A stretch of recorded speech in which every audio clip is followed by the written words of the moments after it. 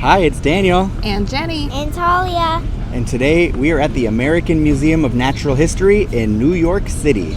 We've never been here before, and we're excited to explore all that this world-famous museum has to offer. Let's go check it out. We already have tickets, but we want to see if we can do the Butterfly Vivarium, so we're waiting in line to redeem our tickets that we got ahead of time and to see if we can add that on and visit that exhibit. We got very lucky. We have entered the museum, and she said that the butterfly exhibit that's here that we really wanted to see usually sells out. But she was able to somehow find us some tickets for basically right now, so that's where we're making our way to first. That's one of the highlights of this museum, is that they have a butterfly exhibit where you get to interact with the butterflies, so that's where we're going. Hi guys, welcome! If they land on you, it's okay, but please don't touch any butterflies or try to pick up any butterflies. There are butterflies everywhere. They seem to like this corner down by the ground, but there's also tons of butterflies hanging out in the leaves. Oh my goodness, I didn't even notice that there's one right here. Ooh, look at this one up here. This one has its wings spread. See it? There are just butterflies everywhere flying around, and they're very active. I will also add that it is quite warm and humid in here, whereas the rest of the museum is very air-conditioned and cool. They have an incubator for the pupae, and there are a ton of different species of caterpillars metamorphosizing into butterflies. There are actually a few over there that have already hatched out of their cocoons. These are about an hour and a half old.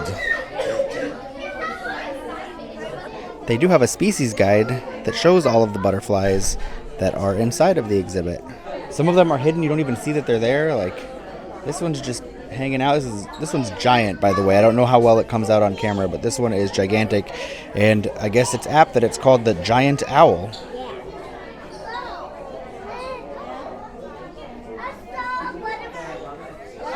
Oh my goodness, this one, this tiny black one, you can actually see its proboscis coming out of its mouth, though it's all curled up right now. The butterflies kind of graze people, but they don't seem to really be landing on a whole bunch of people right now. Talia has been trying for a few minutes to try and get one to land on her hand, but she hasn't been successful yet. Talia is just as entertained by the digital projection of butterflies on this wall as she was by the actual butterflies. This is actually pretty cool, though. Now that we're done with the butterflies, we're heading down to the Insectarium to look at insects, which is right below the butterfly exhibit. Welcome to Insectarium. This exhibit is really cool. It shows different insects, how they're useful to us as humans, the different stages of their life, and just what they do and how they benefit the environment. Inside the exhibit, there's beetles, bees, silkworms, and all sorts of other insects to look at and see how they interact with the environment. One of the highlights is the giant leafcutter ant exhibit.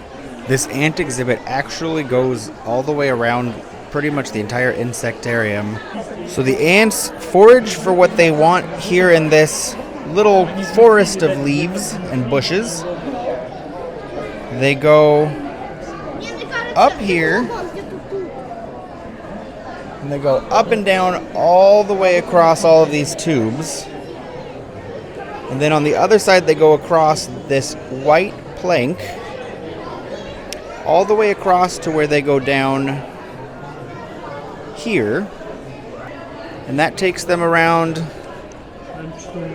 this entire circle thing, where they then come all the way up here, carrying all their leaves up here. And from there, once they're at the top, they come across here. And over here is where they have their homes that they're colonizing.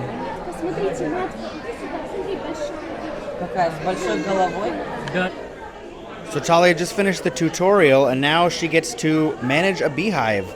She's got 3 minutes and 15 seconds to do everything. There's a lot of stuff to do. I feel like this should be like a cell phone game. It's like Diner Dash, but with bees. Though it is cool that you get to learn how bees work and you kind of make your own bee colony. As she's playing the game, it's getting a little harder. The missions change as you complete them, and it spits out fun facts about bees that are quite interesting at times. I did not know that a queen bee can lay 1,500 eggs at once. I thought it was fun and cool because you got to see stuff in a hive and the different jobs of a bee. Next, we are going to look at the Planet Earth exhibit. This exhibit focuses on the geological and climate history of Earth. There's different types of rocks to look at, showing the different layers of the Earth's crust and various metals and things of that nature. Here it shows volcanic geology and some of the history of some volcanoes. And this actually focuses a lot on the Hawaiian Islands because that is a volcanic hotspot. This wall explains different things relating to climate change, and it's got some interactive stuff for kids, so Talia's really loving pushing all the buttons here. And you can kind of see how things change over time. There's dials you can do to watch different little videos that explain what New York City is doing in response to climate change. And it just kind of goes on and on and on, and is interactive and fun and presented in a way that it's easy for everyone to understand. This is an ice core, which is a section of ice that they took out of Antarctica, and it has different layers of ice from different times. So as you move through the different pieces and different layers of the ice core, it can tell you different information about historical events or environmental events that happened during that time. You can see as we stomp, it seems to be out of ink, but you can see the needle moving back and forth. So we got our own little personal earthquake seismometer. And since we are from Southern California, we are very likely to have earthquakes. So we have found the planetarium, which is kind of right here. But we're not going to go in there. And they have a cool little moon. And it explains the moon and its atmosphere. And then they have a scale where you can see how much you weigh on the moon. I only weigh 35 pounds on the moon. We're going to go down the stairs and look at the universe exhibit. So this is sort of an outer space exploration exhibit. And it's got different explanations of what the universe is, the planets, some of our laws of physics, things like that. It's underneath the giant planetarium, which is really cool. What's really cool about this museum so far is that pretty much every exhibit is very kid-friendly and interactive. You can see behind me Talia's playing with the wall, and everything is just, you can touch almost everything in most of the exhibits and just interact with it all in a way that makes it interesting for children and adults alike. Now we're making our way to get some lunch from their food court. You're not allowed to bring food in, only sealed water bottles, so we're gonna see what they have to eat and get some lunch. And it's cafeteria style, so you get your things. There's a drink machine. This is on the outside of everything. They've got condiments and everything. So there's pizza by the slice. They have a grill, which has all of these items on the menu. And you can see it's all cafeteria style, so most of it is pre-prepared. They've got other items over on this side. Here they have various hot foods. It's all charged by the pound. So there's pork loin, corn on the cob, white rice, potato, turkey. On this side there's mac and cheese, pulled pork, yellow rice, fried chicken, what they call beef patties, smoked maple chicken, dinner rolls, and baked potato and ham soup. They also have a wall of beverages and another wall of beverages. That's on this side. The other side also has water, beer, and wine. There's a salad bar section with romaine lettuce, mesclun, chickpeas, carrot salad, coleslaw, tuna, pasta salad, mushroom salad, and cucumbers. More rolls. There's chips, cookies, pretzels. There's a whole slew of snacks up here. Chips down below. Here's the pricing, which actually isn't too ridiculous for museum tourist pricing. There's also a freezer with ice cream novelties, some other sweet treats, including this one at the end, which is bread pudding, which looks really good. There's a fridge with hummus and pretzels, more chips and things. They also have hot coffee and tea. Here's the pricing for the salad station and hot foods. They also have some fresh fruit on top of it. We just finished eating our dino nuggets and other foods for lunch, and now we're in the Hall of Saturarian Dinosaurs. This dinosaur exhibit pretty much takes up the whole 4th floor of the museum and has different sections broken down by different types of dinosaurs. So now we are in the Hall of Vertebrate Origins.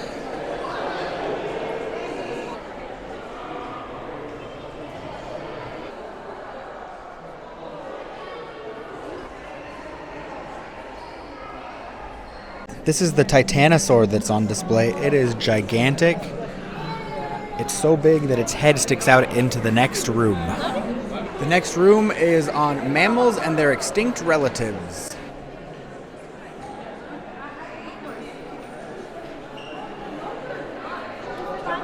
This area talks about the evolution of horses. Now we are entering the Hall of Ornithischian Dinosaurs. I'm sure I'm saying that wrong.